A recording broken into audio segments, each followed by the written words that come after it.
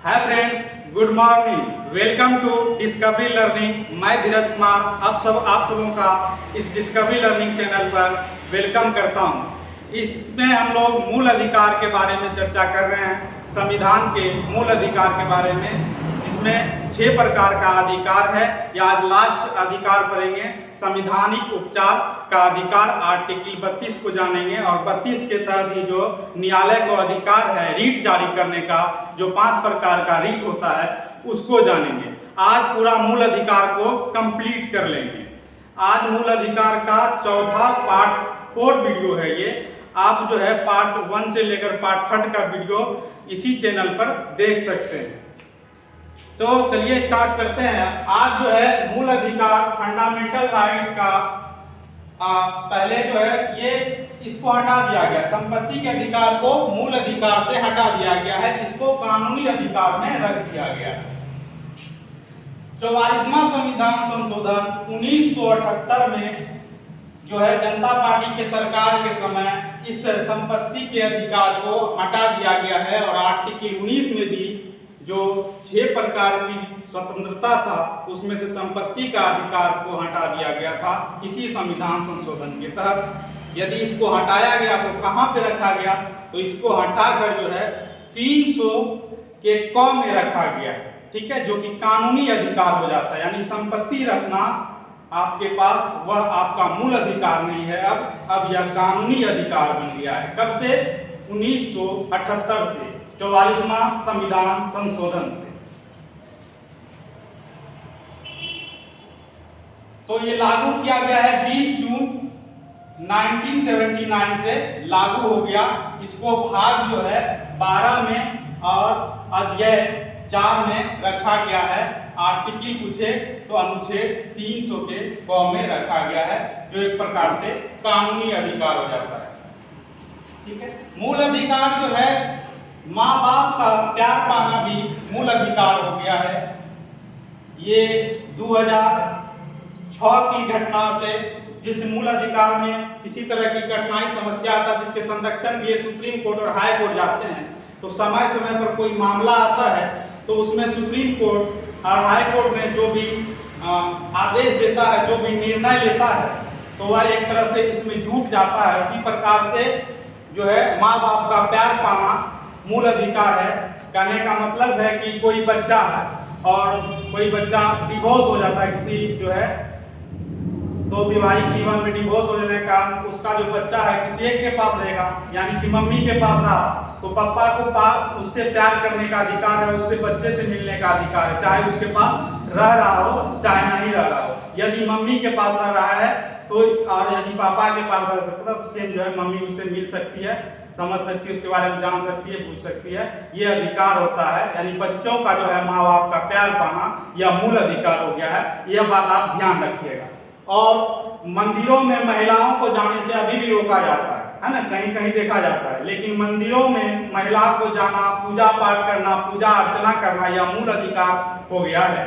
यह मूल अधिकार महाराष्ट्र के केस से लिया गया है और जो है मंदिरों में महिलाओं का प्रवेश एक मूल अधिकार हो गया है। ये महाराष्ट्र का केस है, यानी कि लिख दिया मुंबई न्यायालय 2016 से जो है यह लागू हो गया कि महिला का मूल अधिकार हो गया पूजा अर्चना करना। तो पूजा अर्चना करना, मंदिर में प्रवेश करना महिलाओं का मूल अधिकार है। कब से? 2016 से। यह मुंबई के न्यायालय ने यह डिसीजन दिया था 2016 में, ये याद रखिएगा। और आर्टिकल 31 को हटा दिया गया है, यानी मूल अधिकार के संविधान से हटा दिया गया है, इसको अलग कर दिया गया है। ये बात आप समझ गए होंगे। अब पढ़ेंगे आर्टिकल 32। तो आर्टिकल 32 को ही डॉक्टर भीमराव अंबेडकर के द्वारा जो है संविधान का आत्मा कहा गया है, संविधान का संरक्षण कहा गया है। तो ये जो है संविधानिक उपचार भाग 6 है ना, ये पहले भाग 6 था ये, ठीक, लेकिन इसको हटा दिया गया। तो ये जो है साथ में आ जाएगा। कहीं कहीं बुक में जब सुधार कर दिया तो 6 होगा। तो 6 प्रकार की जो है अधिकार होता है मूल अधिकार। ये लास्ट अधिकार है संवैधानिक उपचार, इसमें लास्ट आर्ट में है और एक ही आर्टिकल है 32। और 32 आर्टिकल को ही संविधान का आत्मा कहा गया है। किसके द्वारा कहा गया है? भीमराव अंबेडकर के द्वारा कहा गया है, याद रखिएगा आप। यही जो है इसके तहत कहेगा सिर्फ है ना संवैधानिक उपचारों का अधिकार आर्टिकल 32 सिर्फ व्यवहार में नहीं, सिर्फ इसको व्यवहार में नहीं ला सकते, अपने जीवन में भी उतार सकते हैं, लेकिन इसके संरक्षण के लिए है ना सिर्फ व्यवहार में नहीं बल्कि हनन की स्थिति में रक्षा की जाती है ना। आपका रक्षण, मूल अधिकार का रक्षा किया जाएगा किसके द्वारा? सुप्रीम कोर्ट, हाई कोर्ट के द्वारा। कहने का मतलब आपका मूल अधिकार का हनन हो गया तो आप कहाँ जा सकते हैं? आप सुप्रीम कोर्ट जा सकते हैं, आप हाई कोर्ट जा सकते हैं। यानी सुप्रीम कोर्ट और हाई कोर्ट में जाने का आपका अधिकार होता है, जज के सामने बताने का कि मेरा मूल अधिकार का हनन हो रहा है। तो उस मूल अधिकार का हनन होने के कारण आप जो है सुप्रीम कोर्ट, हाई कोर्ट जा सकते हैं आर्टिकल 32 के तरह। ठीक है। भारत के प्रत्येक नागरिक को यह अधिकार है कि भारत के प्रत्येक नागरिक को यह अधिकार है आर्टिकल 32 के तहत ये संवैधानिक उपचार का अधिकार, उसको जो है संविधान, सुप्रीम कोर्ट, हाई कोर्ट जो है संविधान के मूल अधिकार का रक्षण करेगा, प्रत्येक व्यक्ति को न्याय दिलाएगा। मूल अधिकार के उल्लंघन की स्थिति में अब कोई सरकारी आदमी है, अब कोई कोर्ट न्यायालय है निचले स्तर का, कोई सरकारी पदाधिकारी है जो जिसको उसके दायरे में जो काम होना चाहिए वह नहीं करता, यानी अपने दायरे से, अपने अधिकार क्षेत्र से ज्यादा, अधिकार क्षेत्र से ऊपर होकर कोई काम कर देता है जो कि उसके अधिकार क्षेत्र में नहीं होता है, लेकिन वह कार्य कर देता है। तो इस स्थिति में जो है, इसी स्थिति में रीट लाया गया जो कि 5 प्रकार का रीट है, आगे जानेंगे। तो इसी के तहत आर्टिकल 32 के तहत उच्च न्यायालय जो है मूल अधिकार के संरक्षण के लिए 5 प्रकार का रीट जारी करता है। ठीक है, उस रीट को आगे हम देखते हैं। अनुच्छेद 226 के तहत जो है 5 प्रकार के रीट का प्रावधान है संविधान के मूल अधिकार का उल्लंघन करने पर, यानी किसी व्यक्ति द्वारा उल्लंघन किया जाए या किसी सरकारी पदाधिकारी द्वारा उल्लंघन किया जाए या कोई सरकार उल्लंघन करे, कोई राज्य उल्लंघन करे, कोई भी उल्लंघन करे संविधान का, तो जो है उच्च न्यायालय और सर्वोच्च न्यायालय इस पे 5 प्रकार का रीट का प्रावधान है, वह रीट निकाल के उसके प्रति जो है ये बता सकता है। रीट को आगे देखते हैं। पहला रीट है क्या? बंदी प्रत्यक्षकरण। पहला रीट है बंदी प्रत्यक्षकरण, ऑब्वियस कॉर्पस। तो इसमें जो है बिना अनुमति से किसी को बंदी बना लेना, ठीक है, बिना अनुमति से किसी को बंदी बना लेना, इसको ट्रिक से भी हम लोग याद रख सकते हैं। ट्रिक में क्या याद रखेंगे? बंदी पति परमेश्वर, बंदी पति परमेश्वर, बंदी पति परमेश्वर, उसका अधिकार।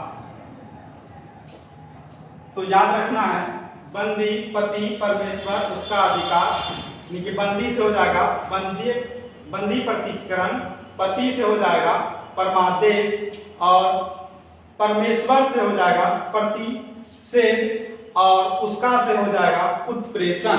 तो ये 5 प्रकार का जो आपका रीट है इस ट्रिक से याद रखिएगा, बंदी पति परमेश्वर उसका अधिकार।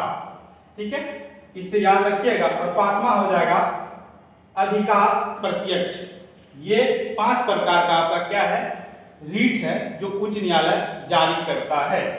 तो पहला है बंदी प्रत्यक्षकरण, ऑब्वियस कॉर्पस, यानी कि कोई व्यक्ति को गिरफ्तार कर लिया जाता है, बंदी बना लिया जाता है, तो यह प्रावधान है कि उसको जो है न्यायालय के अधीन, न्यायालय के सामने लाना चाहिए। जिस व्यक्ति को गिरफ्तार कर लिया गया हो, जिस व्यक्ति को बंदी बना लिया गया हो, उसके तहत न्यायालय आने के बाद वह जानेगा, समझेगा कि उससे पूछागा क्यों बंदी बनाया गया है। यदि कोई कारण नहीं निकले, कोई ठोस सबूत नहीं निकले, तो उसको मुक्त करने का जो है सुप्रीम कोर्ट, हाई कोर्ट आदेश दे सकती है, यानी कि उसको मुक्त किया जाए। आपके पास कोई कारण नहीं है, आप क्यों इसको बंदी बनाए हैं या क्यों इसको गिरफ्तार किए हैं। तो यह है बंदी प्रत्यक्षकरण। गिरफ्तार या बंदी व्यक्ति को न्यायालय में लाना, बिना कारण का मुक्त करने का आदेश जो है उच्च न्यायालय देती है। अब है परमादेश। परमादेश जो है सार्वजनिक पदाधिकारी जो सरकारी सेवा में अपना कार्य दे रहे हैं, सरकारी पदाधिकारी,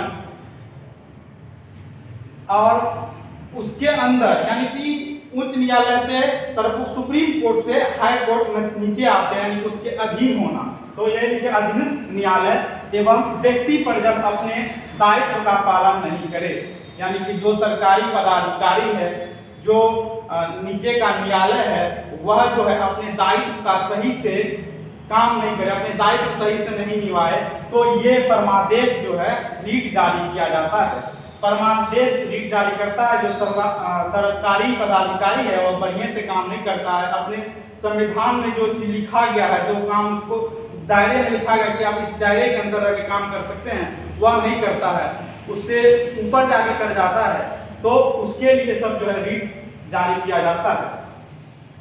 दायित्व का पालन नहीं करना की कहने का मतलब है कि आप कभी जाते हैं सरकारी काम कर्मचारी से काम कराने, देखते हैं लंच का टाइम नहीं है, लंच पर चल गया, आप आज गए कल बुला लेगा, कल गए परसों बुला लेगा, एक डॉक्यूमेंट नहीं लेके दूसरा डॉक्यूमेंट के बहाने आपको फिर से बुला लेगा, तो ये सब कारण है अपने दायित्व का वह नहीं निभाता, अपने दायित्व को सही से नहीं निभा पाना। अच्छा आज का काम है कल करेंगे, कल पे टाल देना, परसों पे टाल देना, तो इस तरह की दिशा में जो आपका मूल अधिकार का हनन होता है, संवैधानिक उपचार का आर्टिकल 32 के तहत जो है उच्च न्यायालय परमादेश जारी कर सकता है उस व्यक्ति पर जो सरकारी काम और सरकारी पदाधिकारी, सरकारी मंत्री हो, कोई भी हो या कोई व्यक्ति हो, तो उस पर क्या कर सकता है, ये रीट जारी कर सकता है, परमादेश जारी हो जाएगा, और परमादेश जारी होने के बाद जो है उसको न्यायालय को जवाब देना होगा कि वह क्यों काम नहीं करता है। यह होता है आपका परमादेश। अब है प्रतिषेध। प्रतिषेध जो है अधिकार क्षेत्र से बाहर जाकर कार्य करना, यह तो है कि काम नहीं करना, यह है प्रतिषेध, मतलब अपने अधिकार क्षेत्र से बाहर जाके कार्य करना। यानी कि देखिएगा एक पुलिस लेवल में ही एक लेवल होगा, सिपाही होता है, दरोगा होता है, मजेदार जो अपने मजिस्ट्रेट होता है, जैसे कि वह न्यायालय का काम हो गया, इस प्रकार से एसपी होता है, डीएसपी होता है, तो सबका अपना अपना अलग अलग रैंक होता है, सबका अपना अपना अधिकार होता है। वह जब अधिकार से ऊपर आगे कोई कार्य कर दिया जाए तो उस पर प्रतिषेध लग जाता है, प्रतिषेध का जो है उस पर रीट जारी हो जाता है। तो अपने अधिकार क्षेत्र से बाहर जब जाने पर प्रतिषेध लग जाएगा। ये होता है कोई प्रक्रिया यदि चल रहा हो, यानी कि कोई केस जब चल रहा हो, जैसे कोई एक मामला न्यायालय में रहता है और न्यायालय में चल रहा है, यानी प्रोसेसिंग में है, तो आपको जो है प्रतिषेध लगता है। यदि उस पर जो है डिसीजन दिया गया हो, निर्णय दे दिया गया हो इसी सेम मामले में, तो जो उस पर लग जाता है उत्प्रेषण लग जाता है। यदि न्यायालय मिल जाए तो उत्प्रेषण लग जाता है, यदि प्रोसेस में है तो प्रतिषेध लग जाएगा, प्रोसेस में है प्रतिषेध लग जाएगा, यदि डिसीजन हो गया है तो डिसीजन होने के बाद उत्प्रेषण, यानी इसको समझते हैं उत्प्रेषण कब लगता है, जैसे किसी का मामला न्यायालय में चल रहा है, न्यायालय में चल रहा है और वह दोषी नहीं है, लेकिन तब पर भी उसको सजा सुना दिया गया, तो उस जो सजा सुनाया गया है उसके ऊपर जो है उत्प्रेषण लगाया जाता है। ठीक, उस पर उत्प्रेषण लगाया जाएगा, यानी कि जब आप निर्णय दे दिया कि इसको इतना दिन का सजा, इतना जो है फाइन लग जाएगा, इतना जुर्माना लग जाएगा, तो उस पर उत्प्रेषण लगेगा। यदि वह मामला चल रहा है तो कहलाता है प्रतिषेध। रिलेट करके आप याद रख सकते हैं। अब है पांचवा है अधिकार प्रक्षेप। तो यह है आपका संवैधानिक रूप से कोई सार्वजनिक पद ग्रहण करने वाले के विरुद्ध, यानी कि कोई व्यक्ति जो उस पद के लायक नहीं हो, लेकिन उस संवैधानिक को जो है उल्लंघन करके, संविधान का उल्लंघन करके उस अपने पद को जो है वह ग्रहण कर लिया हो, ठीक है, तो उसके लिए वह लगता है अधिकार प्रत्यक्ष। तो अपने अधिकार में नहीं रहता, अपने अधिकार से ऊपर चल जाता है, तो उस पर लगता है अधिकार प्रत्यक्ष, यानी कि संवैधानिक रूप से वह कोई सार्वजनिक पद ग्रहण करने वाले के विरुद्ध। इसमें न्यायालय संविधान न्यायालय संबंधित व्यक्ति से, यानी कि इसमें जो है जो संबंधित व्यक्ति है से पूछताछ करता है। पूछताछ करने की स्थिति में उससे पूछा जाता है कि आप जो ये पद ग्रहण किए हैं किस बेसिस पे किए हैं, कैसे कर लिए हैं, आप जवाब दीजिए। उससे पूछता है न्यायालय, उसको बताना पड़ता है। यदि वह जवाब देने में असमर्थ है, उसके पास कोई जवाब नहीं है क्योंकि वह फर्जरी है ना, इस तरह का वह काम किया है, तो उसको जो है ये जो है अधिकार प्रत्यक्ष लग जाएगा उसको। ठीक है, यानी कि अपने अधिकार से ऊपर आके कार्य करना, जो उसके अधिकार क्षेत्र में है वह कर देना, तो वह लग जाता है अधिकार प्रत्यक्ष। यानी कि यह जो है पांचवा रीट है। पहला क्या है, बंदी प्रत्यक्षकरण, दूसरा क्या है परमादेश, तीसरा क्या है प्रतिषेध, और चौथा क्या है उत्प्रेषण, और पांचवा क्या है अधिकार प्रत्यक्षकरण। ठीक है, तो ये हो गया 5 प्रकार का रीट। मूल अधिकार है 12 से लेकर 35 तक। कहां से? 12 से लेकर 35 तक। ठीक है, तो 12 से 35 तक में हम लोग 32 तक कवर कर लिए, यानी कि अधिकार के जो है 6 प्रकार के जो अधिकार है आर्टिकल 32 तक कवर किए। अब बच गया क्या 33, 34, 35। तो ये 3 प्रकार का अधिकार को हम लोग जानेंगे। अनुच्छेद 33 में है यह जो है मूल अधिकार को सीमित करता है, यानी किसका मूल अधिकार सीमित करेगा? जो सेना में है, जो गुप्तचर विभाग में है, जो राजदूत है, जो मीडिया वाला है। तो आर्टिकल 33 जो है क्या करता है, वह किसी का मूल अधिकार को सीमित करता है, किसी का नहीं, यानी कि जो सेना में हो, जो राजदूत हो, जो गुप्तचर हो, उसका जो है अधिकार को सीमित कर देता है। यानी कहने का मतलब ऐसा है कि जो सेना में है उसका उसका जो सीनियर होता है उसको आदेश देता है ये करो, अभी समुद्र पार करना है, अभी तुमको कूद जाना है यहाँ से, तो उसको अधिकार मानना पड़ता है। उस समय अपना वह मूल अधिकार को नहीं जानेगा, मूल अधिकार को नहीं समझेगा, तो उसके लिए जो है उसके लिए क्या है मूल अधिकार को सीमित कर देता है। उसका मूल अधिकार वहां पे जो चलता है मूल अधिकार वह माना जाएगा। ठीक है, जो भी कैंट और सेना का जो अपना एरिया होता है, हर एक जगह पर अपना आप देखते होंगे हर एक प्रकार का कैंट होता है सेना का, जो जिसको हम कहते हैं छावनी, तो वहां पे उसका जो सीनियर होता है उसका हुक्म चलता है, वह जो रूल रेगुलेशन बनाएगा वह चलेगा। वही है आपका आर्टिकल 34। अब आर्टिकल 34 में क्या है कि लागू होने पर मूल अधिकार को सीमित करना, है ना। मार्शल लॉ कभी कभी लगाया जाता है। मार्शल लॉ यानी कि सेना को जो है क्या हो जाता है अधिकार हो जाता है। एक सेना जा सकती है, सेना कहीं घुस सकती है, जैसे कि एक समय की बात है, पहले चुनाव उस सब में भी आर्मी सबको लगाया जाता है, लेकिन अब नहीं लगाया जाता है। पहले लगाया जाता था, किसी कैदी को पकड़ना है जो कि खतरनाक काम किया, वहां उसको नहीं पकड़ने देता आदमी, सब ज्यादा क्राउड ज्यादा भीड़ हो गया तो आर्मी को भेजा जाता था। तो इस तरह के में भी, तो इसी के तहत अनुच्छेद 34 के तहत तो ये जो है सेना पे लगाया, सेना का छावनी का जो होता है हेड, उसका जो है रूल रेगुलेशन चलेगा और उसको मानना होगा, वहां वह मूल अधिकार नहीं खोजेगा। एक तरह से यह भी हुआ सीमित करने में। तो 33 भी मूल अधिकार को सीमित करता है, 34 भी सीमित करता है, मीडिया वाला को भी सीमित करता है। अब नहीं कि और एक चीज ध्यान रखना है कि मीडिया का स्वतंत्रता कहीं संविधान में चर्चा नहीं किया गया है, लेकिन वह मानता है कि अभिव्यक्ति की आजादी आर्टिकल 19 के तहत, तो वह सोचता है कि हमको पूछने का अधिकार है और जो से पूछता है उसको बोलने का भी अधिकार है, तो उसी के तहत वह मीडिया वाला अपना काम करता है। लेकिन मीडिया का उतना प्रायोरिटी कहीं दिया नहीं गया है। ठीक है, हम लोग जितना समझ लेते हैं, माना जाता है चौथा स्तंभ, लेकिन वह लेवल का रहा नहीं मीडिया, मेरा ऐसा मानना है। तो आर्टिकल 34 हो गया, और आर्टिकल 35 में है संसद मूल अधिकार को अधिक प्रभावशाली शक्तिशाली बना सकता है। ये आर्टिकल आपका लास्ट होता है। प्रभावशाली शक्तिशाली का मतलब ये नहीं समझ जाना है कि जैसे मन अपने मन से कर सकता है, नहीं, समय के साथ सिचुएशन के साथ आइडिया सबका बदलता है ना, सबका सोच बदलता है, तो इससे मूल अधिकार भी चेंजिंग होना चाहिए। यानी समय आने पर संसद चाहे तो इस मूल अधिकार में समय के साथ इसको अधिक प्रभावशाली बना सकता है, अधिक शक्तिशाली बना सकता है, ताकि समय के साथ जो है अपना समावेशन कर सके, मूल अधिकार समावेशन कर सके। ठीक है ना। हम लोग पूरा देश जो है किस पे चलता है, एक देश एक संविधान पे चलता है, तो संविधान का सही होना, उचित होना अनिवार्य है। यानी कि मेरे लिए उचित नहीं होगा, यानी मेरे मानने योग नहीं होगा, तो हम संविधान को नहीं मानेंगे और संविधान को फॉलो नहीं कर पाएंगे। या तो हमको जिस देश में रहना होगा संविधान फॉलो करेंगे, जिस देश में रहना होगा, जिस देश में रहते हैं उसका संविधान फॉलो करना होगा। नहीं फॉलो करेंगे तो हमको दूसरा देश जाना पड़ेगा, जहाँ का हमको संविधान अच्छा लगेगा वहाँ हमको जाना पड़ेगा।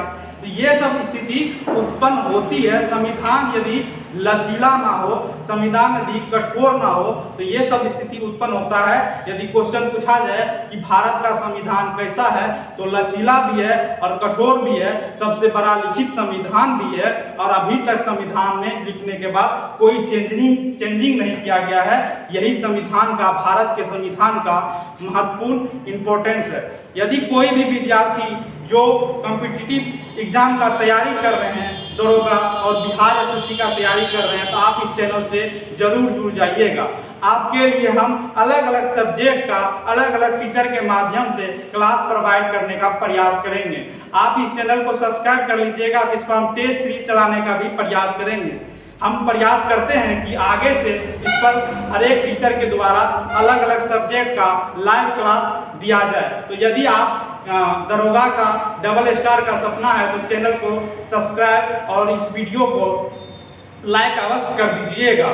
ठीक है, मिलते हैं आप नेक्स्ट क्लास में, तब तक के लिए जय हिंद।